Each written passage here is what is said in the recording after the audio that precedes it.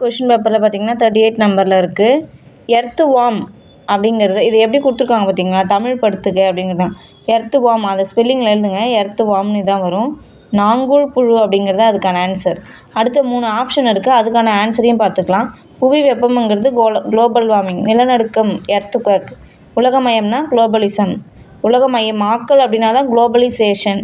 உலகமயம்னா globalism. இந்த difference வச்சும் questions வரலாம்.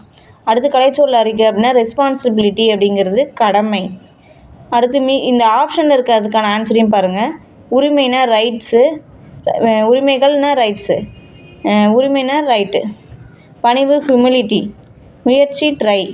நமக்கான ஆன்சர் ரெஸ்பான்சிபிலிட்டிக்கான கொஷினுக்கான ஆன்சர் கடமை.